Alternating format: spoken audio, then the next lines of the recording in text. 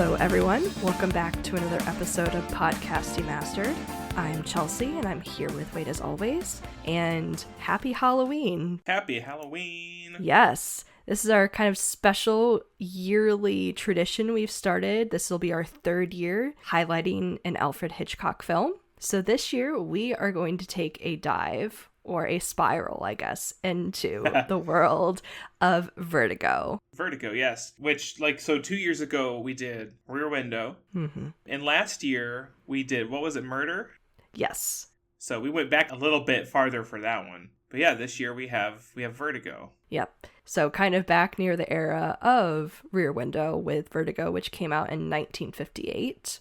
Now, this movie is quite an interesting film for a lot of reasons. It not only is considered actually by the American Film Institute as one of the top 100 greatest American films of all time on their 10th anniversary edition, which is their updated edition, which is still pretty old by the standards. I believe that came out in 2007. It is ranked as number 9, which is Hitchcock's highest rated film on that list. He has, I believe, 3 other movies on that list. Just to show that, it's really crazy when you have a list of top 100 movies, but to have a director on there multiple times. But Vertigo is rated way above Psycho, Rear Window, and North by Northwest. And this movie also is a big deal specifically, which we will get into with the film techniques used in this, as well as even that we can watch this film today. Because all these movies that were on film, it deteriorates over time. And especially if there's not multiple copies of this and everything, but this movie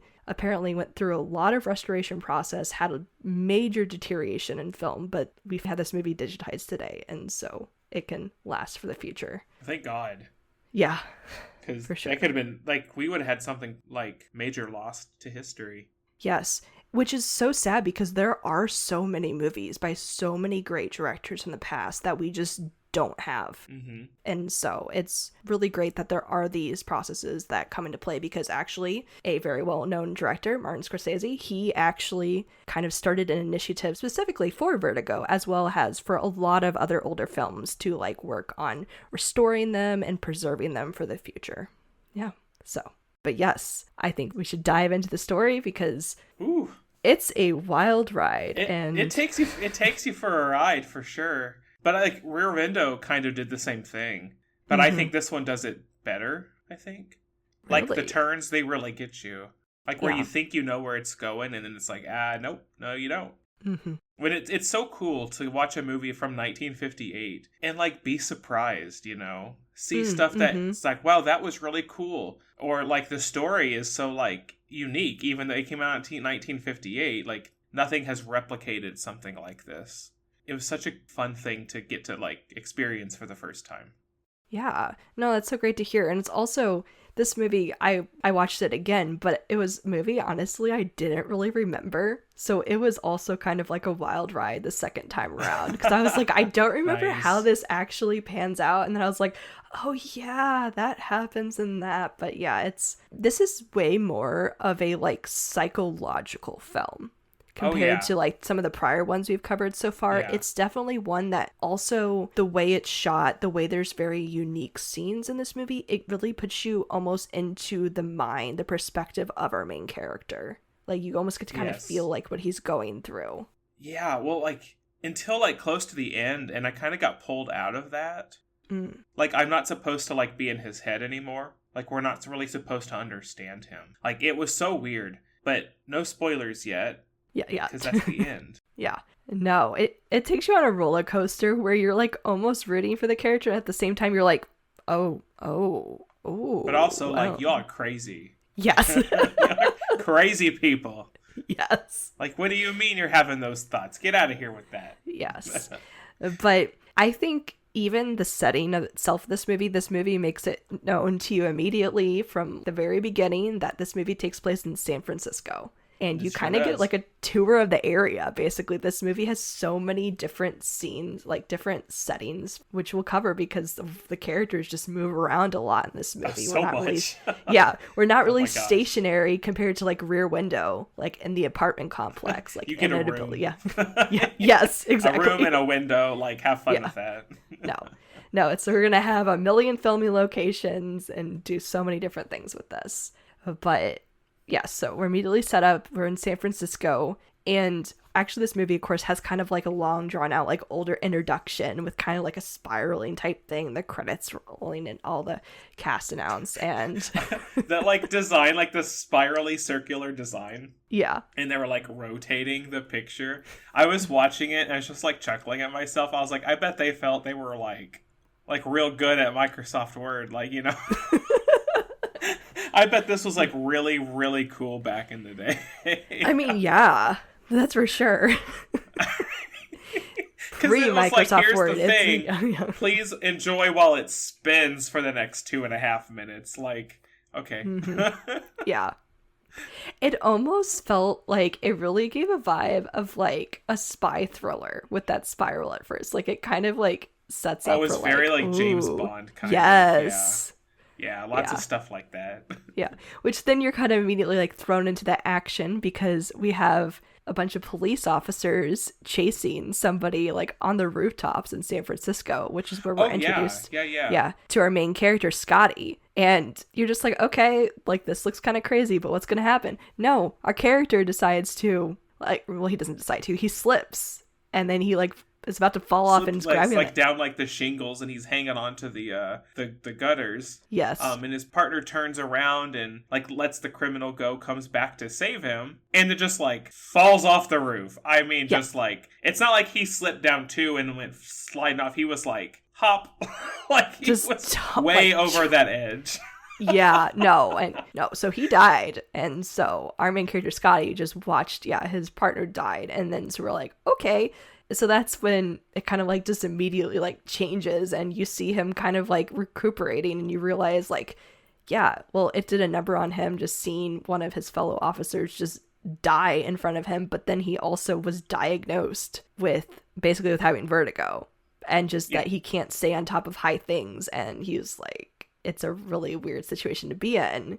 And also just so much drama with that, just having to quit his job over that. It also just puts him in a weird funk, which I mean, for anybody it would. Like, you were doing this, you thought you were on your career path, and then bam, you get diagnosed with something, you have this catastrophic thing just happen, and now you're just recovering at home. Similar to the start of Rear Window? It kind of is, yes, where he's just kind of recovering and just... Yeah, like recouping from a thing with work. Yeah. And he's just kind of like stuck in his apartment. Yes.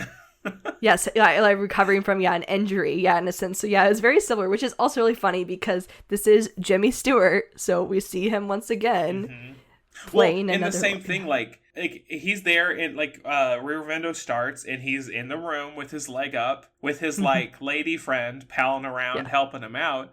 And in this one, it starts with James Stewart being in his friend's apartment instead, but he's just like recouping in his friend's apartment while she's like up like doing her like design stuff, which okay, I honestly kind of loved Midge, that's her name in this, but oh my gosh, felt they didn't use Midge enough. Yes, but then she got crazy too. For the longest time she was the only sane person in this movie, and then she went even more crazy, and I was just like, damn it, Midge, like yeah. Get it together. I know. Well, and that's such a complicated thing, too, with that, because you find out through their conversations, like, they're friends, but they used to be, like, more than friends. They were at one point engaged to each other. Oh, yeah. But, like, you don't find out, like, why they broke up, but they're still just friends hanging out. Yeah. Like, whatever, man. Yeah. But you do find out that Midge was the one who broke off their engagement, and I'm like, okay, girl, but you seem like you're still totally madly in love, which we'll get back to again. Oh, we will get back to yeah, it's... So, okay, we have our main guy, sitting, recovering.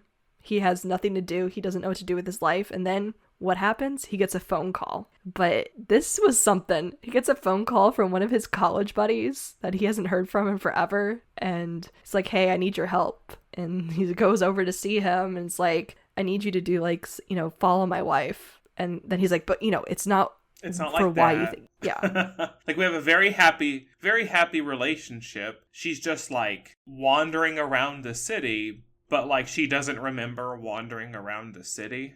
Yeah. And, like, we need to know, like, what she's doing in these moments where she's, like, not acting like herself. Yeah. And Scotty's kind of like, I don't really do that anymore. I don't like, that's really not really my thing. Yeah. Yeah. But then he eventually caves and he's like, sure, I'll do it. And this becomes the whole scene where, yeah, we get Scotty driving around San Francisco watching his friend's wife, which I joked with myself for like the longest time, because for the next like 45 minutes of this movie, he's just like following behind her day after day after day. But it's like, he's not being sneaky. He's like a car behind her. He's like right. And then she's like stops and he pulls up behind her and she gets out and she goes and does her thing, gets back in the car and then takes off, and he takes off again right after her. And it's like, girl, you have a rear view window. Like, yeah.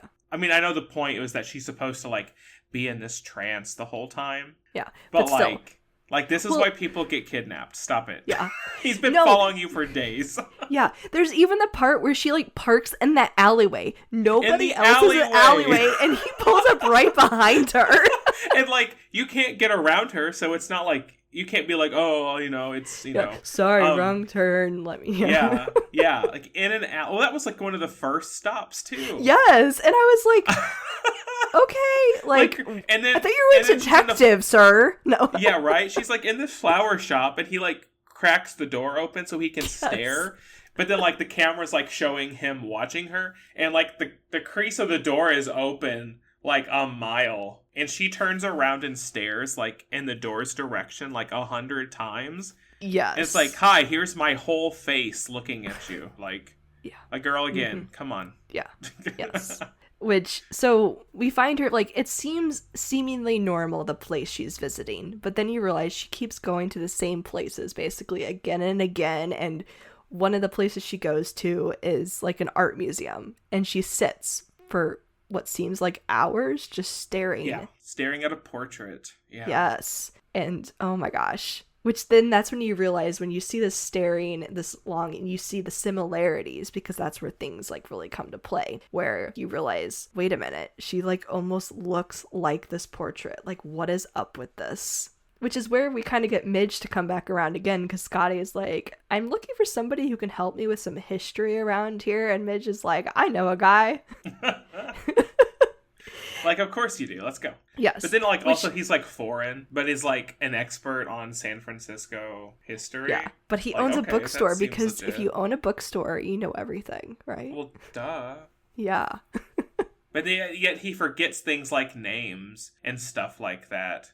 Like, like again, you probably have a book around here that would help with this, but, you know, go off, I guess. Yeah, but I think we're supposed to keep up the intrigue, you know? Leave us hanging there. Dun, dun. But yes, which we didn't mention, so that Gavin Elster is the college friend who hired him, and his wife is named Madeline.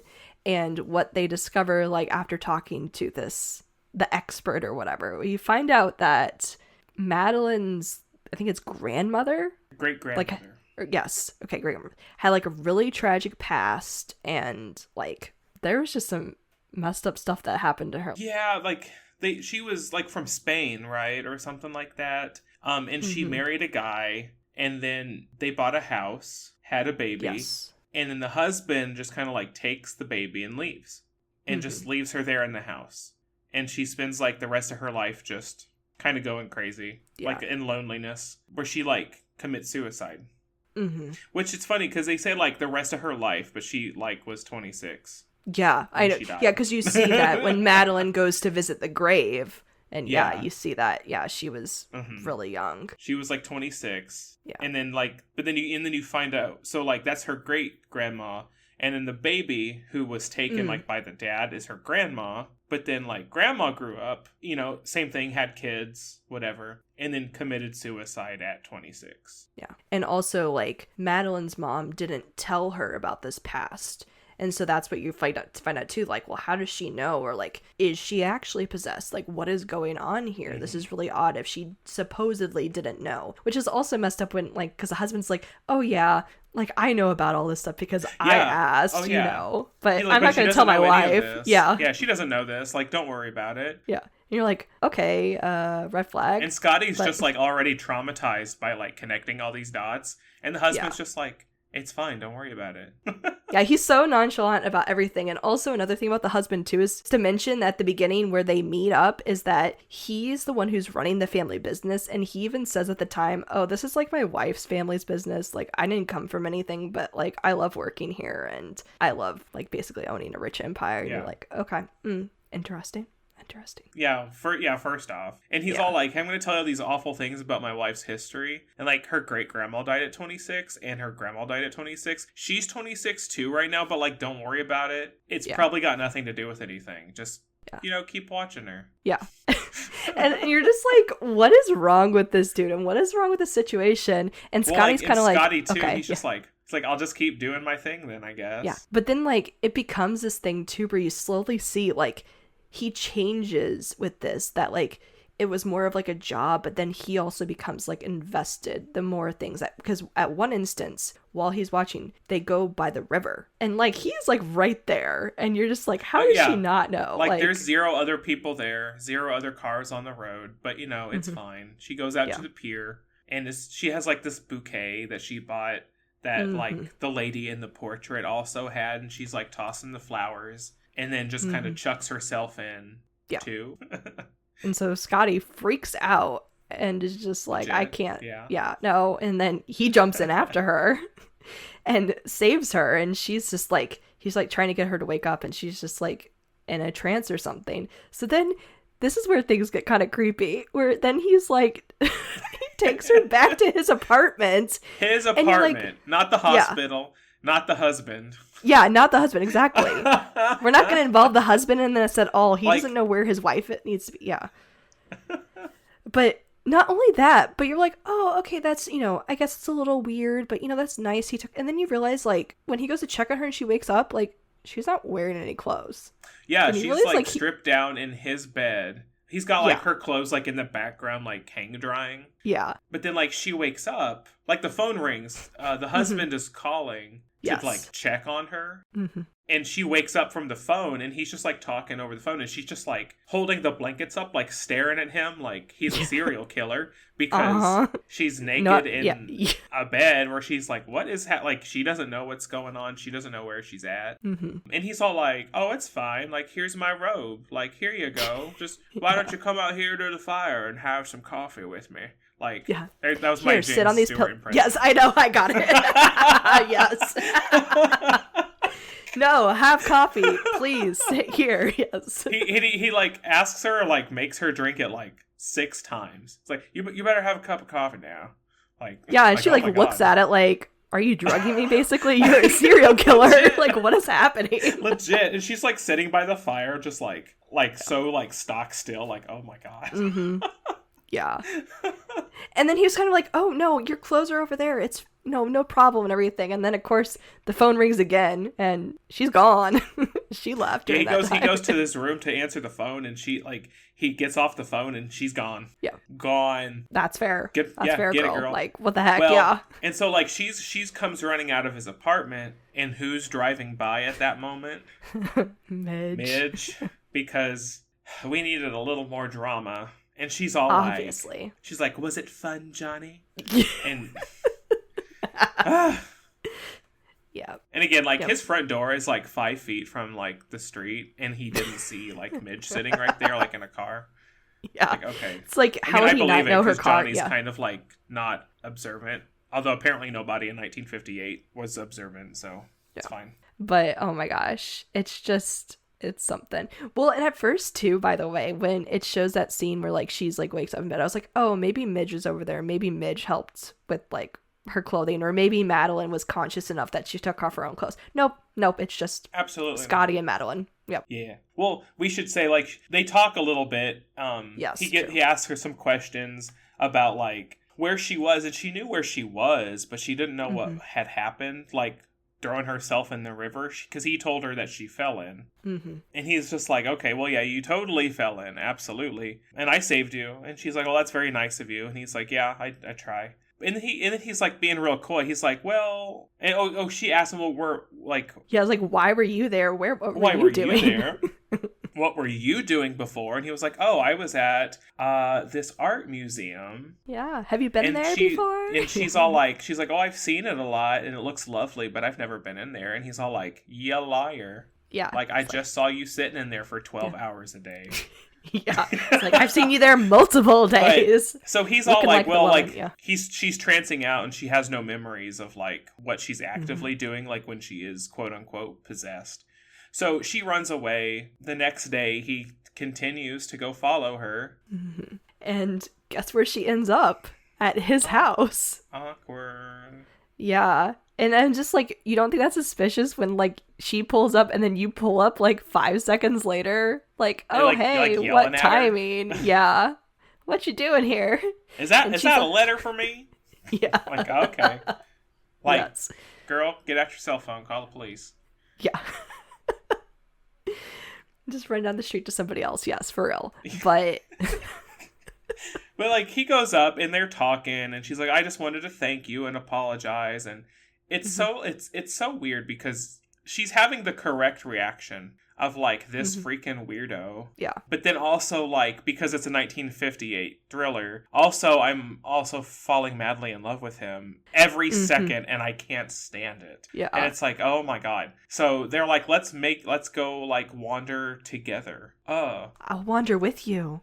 Because, he's super obsessed and invested now. He's like, she is my thing to watch, basically. And... yeah, and I'm just like, but dude, you were hired by your friend, and this was his wife, but you're not going to tell him what he's doing, but he doesn't seem to care. Like, this whole thing's strange. This whole thing is weird. So they go out, and they're, like, walking together, and there's, like, some stuff where they're talking about sequoia trees and, like, the age of them and how she remembers that. It's like that what? She was born during this time in another city, and you're just like, what's happening? Yeah. And then he starts, like, hounding her about, like, when were you born? Where did you come from? And she's like, I don't know. And, like, fainting on the spot, like, because he's, like, hassling her. Yeah. And then he's always like, where are you now? And then sometimes she'd be like, here with you. Or, here no, with you. now I'm... It's like, oh my God, that was so romantic. Like, barf.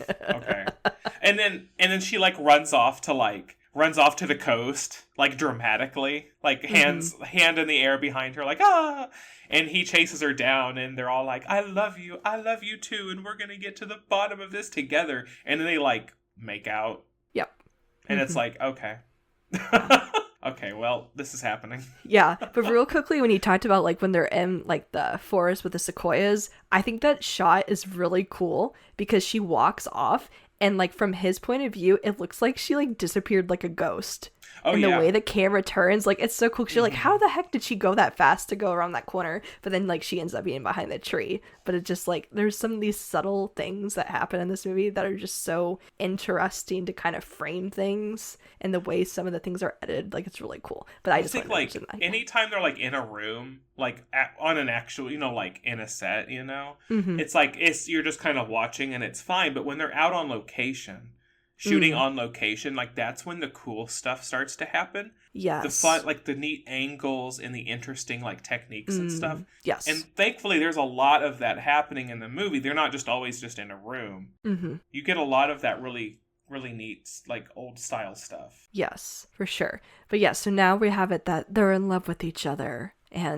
But, like, it's, like, almost seems the more that they fall in love with each other, the more intense, like, her trances become... these visions where she doesn't seem to quite be herself, and she just won't stop talking about things. And Scotty is kind of like, can we just, like, move on past this? Like, I'm into you. Like, like, I feel like that's what are we gonna do about this, lady? Yes.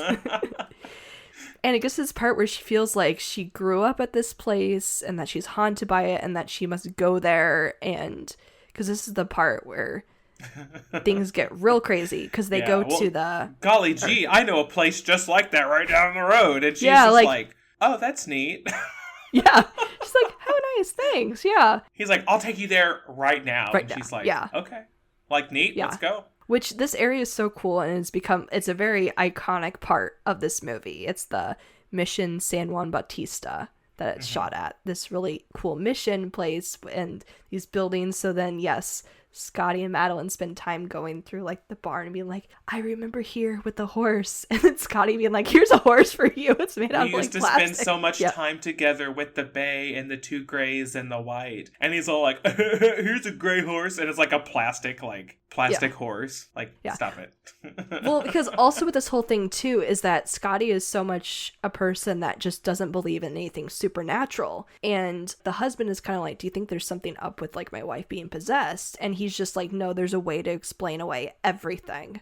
Like, this is something else. And I'm like, because the husband is like, well, like, I feel like I need to take her, check her into like a mental institution to work on her mental health. But I need like solid like evidence before I take her there so I can like explain things better to the doctor. And Scotty's like, well, we don't need to do that because I'll just tell her like the problem and she'll get over it. And he's like, well, that works too. Fine. Cool. Yeah. Oh my gosh, yes. But then it just gets more intense and like this like tension builds, and this of course is another moment where I think they like express that they're completely in love with each other, and then they kiss again, but then she's looking off in the distance. She's like her gaze keeps being like drawn towards like the church area, which is like watching like the angle that they chose to frame it at. It's like they're trying to kiss each other, but she's trying to like look away. So he's just like mouthing her like entire head. Yes. And it's just like, but it's not even like 5 seconds long. It's like a solid minute and a half where you're just watching this just like unfold. And you're like, girl, if you're going to run towards the church dramatically, will you just do it? Because I can't watch this. Because it's uncomfortable to watch. It's so uncomfortable. And, like, if you're 26, you're obviously supposed to be 50-something. Like, stop it.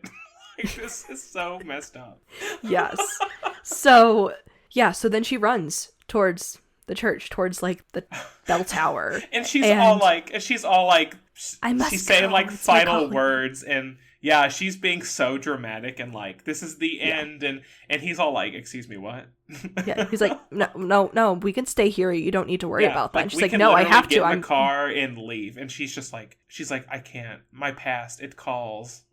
Yeah, it's calling. Yes. So then she runs up the stairs. Well, this is the part where, in case anybody has forgotten, Scotty has not gotten over his vertigo situation, like his fear of heights. So he is struggling to get up these stairs, and she is way faster than him.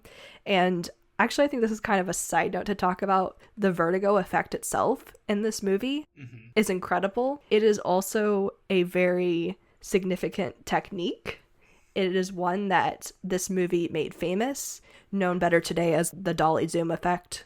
It's really good to use in certain situations. It's also kind of one that can often be difficult to create, but the way, because it really helps you as the audience like feel that effect that he feels. That depth, that perception change, yeah. Yeah. Yeah, if we had a way to like show you, you'd go, oh, it's that effect. Okay, because like you see it in movies, you see it in cartoons, like they've replicated like in animation. Yes. What that feeling feels like. Yeah, because I believe it was like one of his assistants or like one of the cinematographers, I believe, on this film that actually invented this, but it was a technique that many people have been working on around this time, but this movie is the movie that I think people attribute to the most when they think of the dolly zoom effect, and that it made such an impact on film itself to being an effect that, yes, like we said, that people want to replicate, that people want to pay tribute to in so many different things. And it's definitely a cool effect. It's actually, if you want to know how it's done, you're typically like have a camera on a dolly, which is kind of like a track to move, and you can either do it 2 different ways. So you can have the camera on the dolly move forward as you zoom out, or you can move backwards with the camera as you zoom in. And it has to be kind of at like the same speed, and then that's how you pull off that effect. So yeah, we'll post some stuff about that on our socials so you guys can see it, because it's crazy. But yes, anyway, that was me geeking out, my film self, my film student. We love it. Yes. We love to see that. Yes. I don't know enough about that stuff, so I'm always like, my ears are always perked up. Yes. But anyway, so now let's continue back to our story, I guess. So yes, we're getting a lot of this major vertigo effect going on. He's running up the stairs after her. Madeline is way too fast, and then bam, somehow she went up so quickly, she jumped off. Yeah, you hear a scream, and he turns his head and look out the window, and whew, there she goes. Yeah, and so he's like, crap, he just lost his love.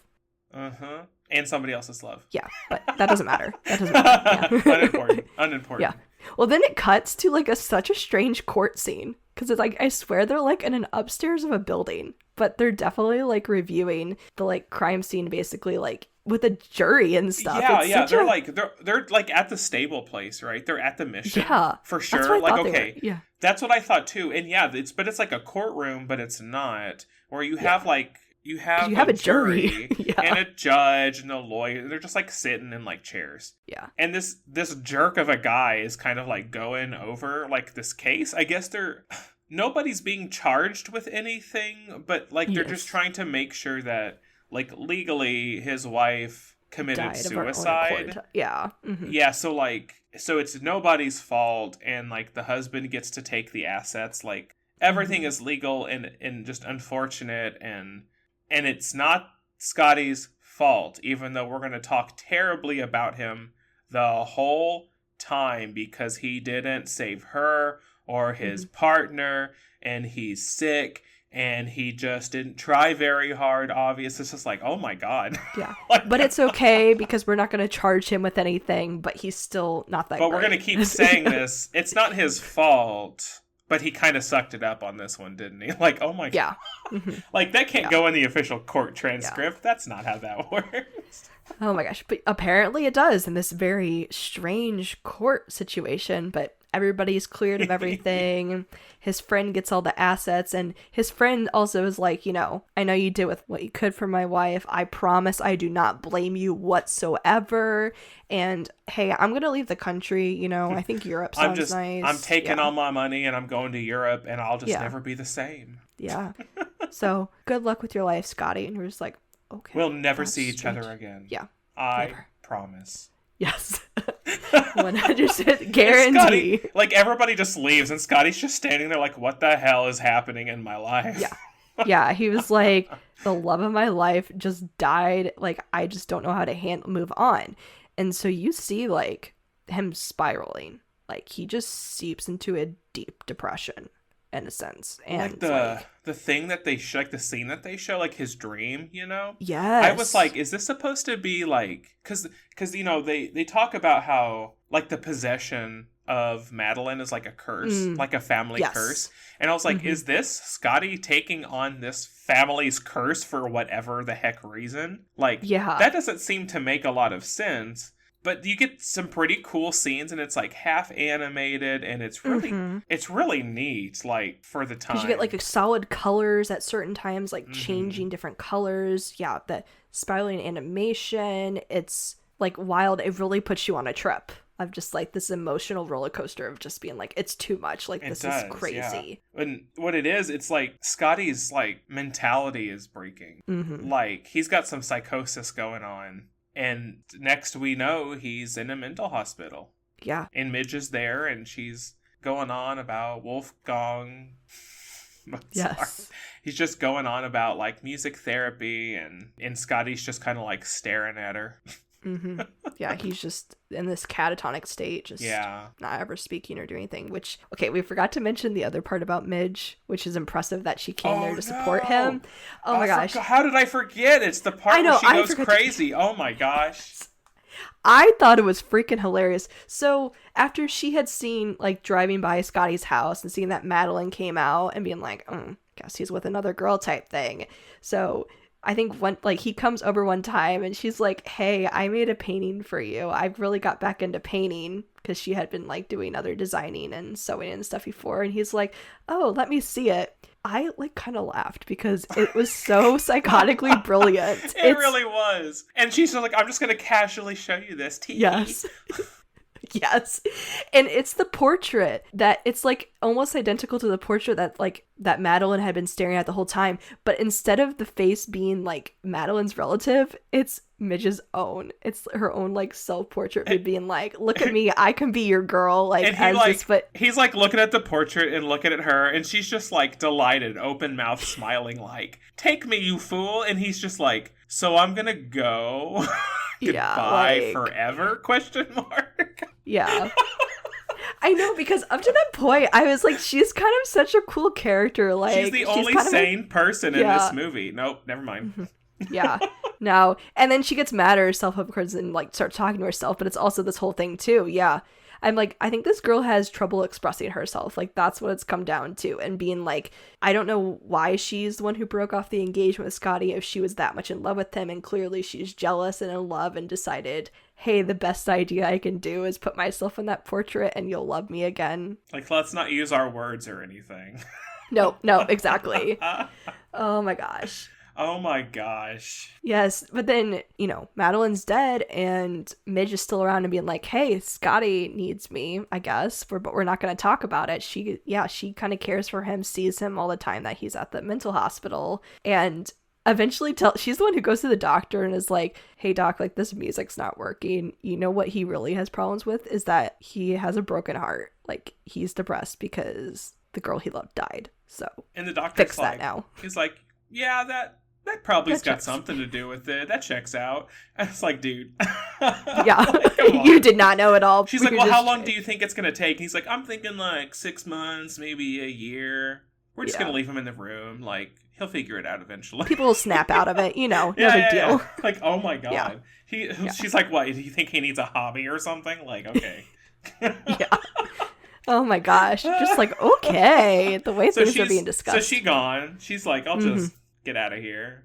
And then like after that, like, it jumps. Like, we don't know how much time has spent. Yeah. Scotty's out, but he's like being a weirdo still. He's like going to all the places that Madeline would go to, but like every time he goes to a place, he sees a girl that like just kind of looks like her, like just enough. Yeah. So he's creeping on this girl. Now he's over here creeping on this girl. And like at first it was kind of sad. It was like, oh, he's like, he's so like heartbroken. Like he's seeing ghosts. Mm-hmm. No, it turns into real obsession intensity oh my gosh. And then he sees a girl on the street and he's like, that's her. Like, I'm just straight up follows her to her apartment, like to her door. And this is where you're like, oh, Scotty, what is happening to you? You're like, it's a downward spiral. Yeah. Well, because you thought, like, kind of mentioning before, like, saving Madeline and that apartment scene was uncomfortable. But also, like, when Madeline dies, this is halfway through the movie. This is an hour into the movie, and there's another hour left. Yeah. Like, you're just like, what is happening? Yeah. Yeah. This movie almost feels like almost 4+ movies just because of all the little different segments that are happening. Yeah. It's just crazy. But yeah, no, he knocks on this girl's door, and he was like, who are you? Like, I know you. Like a freaking creep. Yeah. And she's like, I've heard that line before. Like, kind of like, she's like constantly trying to shut the door in his face, and he just keeps like pushing the door open on her. Yeah. And he's like, let me come inside and talk to you. And she's just like, are you crazy? Like, she's like, I can yell really loud. And he's just like, you're not going to have to, because I'm not going to hurt you. Just let me come inside. And he's like, leave the door open. It's okay. Yeah, just leave the door open. And she's like, I do not know you. Yeah. Like, what? Yeah. And then she's just like, she gets so frustrated. She's like, whatever, come in. And she's like, I don't know who you think I am, but my name is Judy. Like, she's like, here is all of my personal information that you could ever ask for. Here's all of my identification. Like, what do you want? What do you want? Because he's just staring at her the whole time. Yes. And she's getting herself all flustered about this, which, like, legit, totally fair. Mm-hmm. Yep. Totally fair. And he's all like, well, like, because, you know, like, oh, you look, she's like, let me guess. I look like an old girlfriend, and you all broke up, and you've been carrying a torch ever since. Mm-hmm. And he's just like, well, something like that. He's like, so let me take you to dinner. And she's like, why? Like, oh my God, you do not know me. Yeah. And he's like, just, like, and then he's like, well, don't do it for you, do it for me. And she's like, I don't know you. but then again, because it's this movie, she's like, okay, fine, I'll do it. Yeah. And then what? And he's like, and then nothing, just dinner. Yeah. And she's like, okay, sure. She's and he's like, I'll pick you up in 30 minutes. Yeah. And she's like, how about an hour? Yeah. And I was like, I'm like, run away, girl. Yeah. Well, he finally freaking leaves, and she like, she shuts that door so fast. And then she pulls out the suitcase. I'm like, oh, there we go. Yeah. Like, get whoever you are, girl, get out of here. And she like starts to pull out clothes. Mm-hmm. And then there's some hesitation. Goes to the desk, pulls out a piece of paper, and she starts to write. Well, lo and behold, Dear Scotty. Yes. Dear Scotty. Yeah. It is her. Yes. But she's not who he thought she was anyway. Mm-hmm. And she like we're gonna spoil the rest of the movie. Yeah. Mm-hmm. In this little letter, she's like, so the husband hired me to play his wife because we looked so much alike, and I was going to lure you through this whole crazy possession conspiracy theory, which would end in not my death, but the death of the actual wife, so that he could take her money and leave. And then I would be off, like nobody would ever know the difference. You were the victim of this whole thing. He took advantage of your vertigo, knowing that you would not go up that staircase to like verify. Because you get to see like how the rest of that scene plays off, which I was like, what is happening? Because it's all happening so fast. Up. Yeah. Because legit, like, she had already murdered the wife. Yeah, she like runs up the trap door, like after Scotty chases her up the stairs. She runs up through the trap door, flings herself against a wall, but the husband is already standing there holding his wife, wearing the same clothes, but he had already snapped her neck. And he just chucks that body right out of the window. So the person that Scotty saw fall was the actual wife, while quote unquote Madeline is just off the hook. She snuck out the back. She drives back to town. Life's good. Dyed her hair. Yep. But then she's like, but I did fall in love with you. Yes. Yeah. So life's complicated, so I guess that Dear Diary. And then she like tears up the page. And she's like, I think I'll actually go to dinner. Like a crazy person. And then they go through like the next few days and like as a couple and life is good. I'm like, wow, like look, there's like legitimate happiness coming from them. And then the crazy happens again. And you spend the next like 15 minutes where Scotty is just kind of like he takes Judy, not Madeline, Judy, to go buy new clothes. And she's all like, dude, that's amazing. Let's go. Well, he's buying her clothes and then she realizes, to watch what Madeline wore, like when she died. Yeah. And of course, in her head, she's got red flags going up. Alarms are blaring. And she's like, but I can't say anything. Yeah. But then she accuses him of like, you want me, like, you think I look like this girl. You want me to dress like her too. Like, you're a freak. And he like totally gaslights her about it. Yeah. And then he's like, no, you will do this. And then it gets worse. You thought it was just, you thought it was just the clothes? No, it's everything. We're going to do the hair and the makeup. And she's like, I won't do it. Okay, I'll do it. Yeah. If I keep letting you, if I keep letting you change me, will you love me? And he's like, I will, I promise. But also, you can leave anytime you want. No, I can't because you won't let me. You're right. Yeah. Like, oh my God. Like, what is happening in this movie? It gets way more intense, and it just, like, keeps building and building with all that, because once she has completed the look, and, like, they're sitting in her apartment, and she comes out, you have this really, like, cool effect where it looks like a ghost, like, comes out, because she looks exactly like Madeline, because she was the girl. But it never clicks into his mind it's the same girl. He's just, like... He just really thinks he lucked out in finding a girl who looked just like her. And she's like, I wouldn't dare to tell him because that's crazy. And then what does she do? Oh, they go out on a date, and what does she do? She needs to put on some accessories. She puts on a necklace. The necklace that triggers his memory. This is the necklace that Madeline wore that's the same in the portrait. And then he is like, oh. And then everything falls into place for him. And he snaps out of that. And he gets, he was already at a crazy point of being like, he thought this girl was like Madeline, but then he realizes the Madeline that's his Madeline is still alive in front of him. And so he is like let's go for a drive. Oh my gosh, the tone change. Because they're like going to go out to dinner. And he's like, well, how would you like to go out of town and go to dinner? And she's like, okay. Mm-hmm. And so they're in the car and she starts to like kind of notice like the direction outside of town they're heading in. And she's all like, tee, where are we going? Even though like in her head, you know, she's sweating. Yep, she's like, and he's crap. like, just a place. Like, don't worry about it. And then they get to the mission building where it all happened. And she's all like, and she, you know, she's smart. She's all like, this is where Maddie died, isn't it? Like, like, this is messed up. Like, which, I'm not, I mean, I'm not... totally messed up. Like, don't bring me here. What's wrong with you? And he's all like, he like pulls her out of the car. And he's all like, it's like there's one, we have to dive into my past just one more time. And like, he's being real freaking creepy about it too. Yes. Like, I can't remember what, I had watched the scene like 3 times because he said something. And it was just messed up. It's like, why did you bring me here? And he's like, well, this is the place where Madeline died, isn't it? Right? And she's all just like, oh my God. Like, girl, there's a cliff right there. Like, oh, gosh. Like, get out of here. Yeah. But then, like, they're going up the stairs to the top. And I think that's, like, kind of the moment because he's still struggling with his vertigo. And at the same time, like, then he reveals to her, like, yeah, we're doing this because you're going to show me what happened. Because I know Madeline or Judy, whoever you are. Yeah. If that is your real name. Yes. And basically calls her stupid and was like, this is why you shouldn't keep souvenirs of a murder. Yeah, and it's like, you shouldn't be so sentimental. Get out of here. Yeah. And then, and then it dawns on him that he's also being sentimental. I'm like, you're both stupid. Yeah. You are both stupid. Yeah. It's just... It gets so crazy and so tense. So he's still like, forcing her up there. Like, you are going to show me what happened. We are going to go through this together.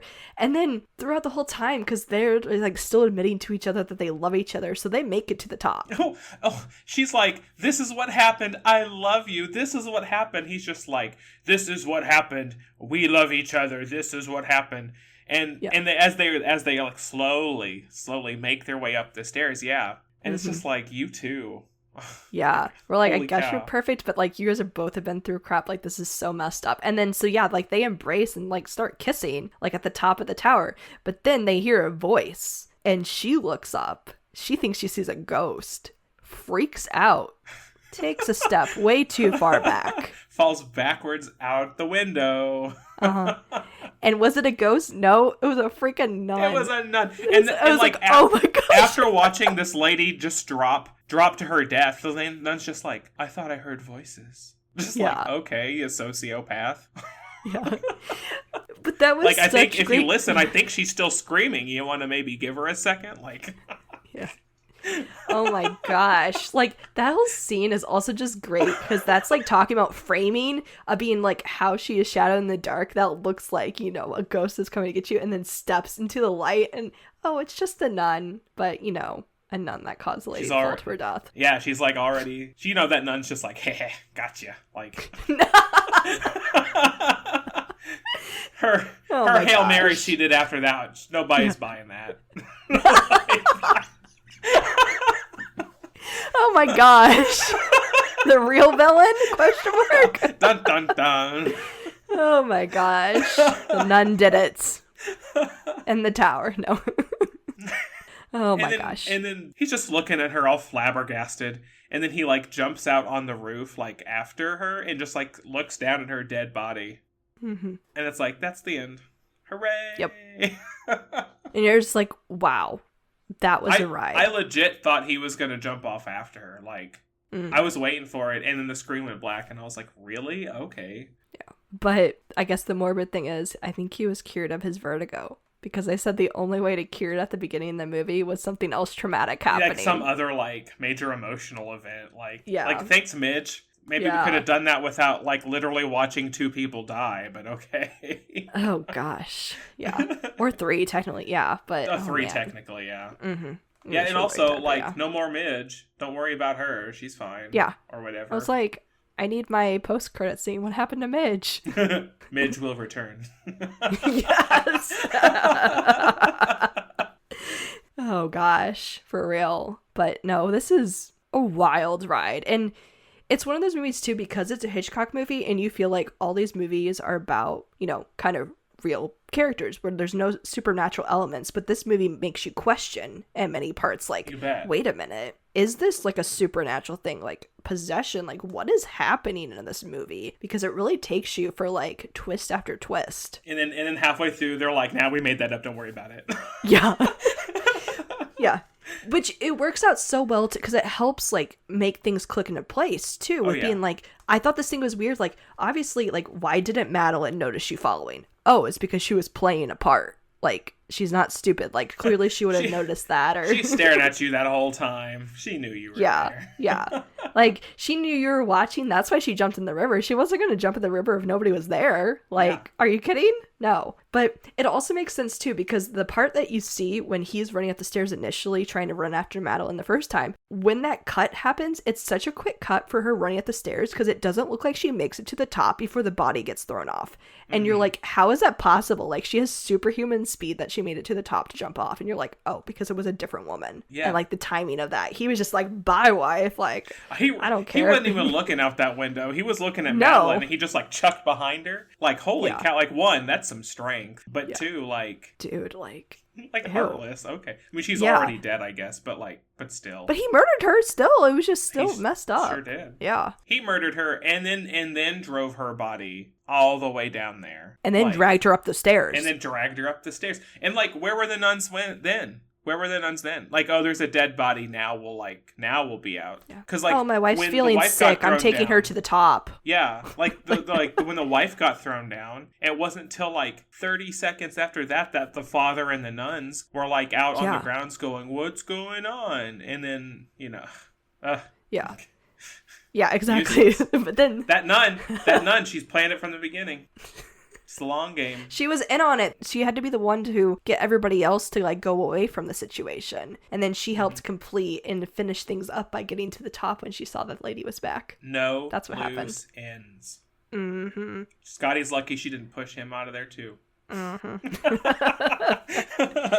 Oh man. But yeah, no, in all seriousness, this movie, it does take some interesting turns. It kind of tackles some kind of serious things and really takes it some demented ways. But wow, it's a film. I do like it. It's not quite my favorite Hitchcock movie, but I do agree it is a top tier Hitchcock movie. Well, my collection of Hitchcock films is slowly growing as we do this, so I've only seen a very small handful of them. Mm-hmm. But I think we should definitely keep it going. Yes, so I can watch some more. Exactly. Yes. And I'm looking forward to talking about more, and especially because I as well have not seen every single Hitchcock movie. There are still so many to explore. And listeners, you're probably being like, why haven't you talked about this movie yet? Or this movie? We know.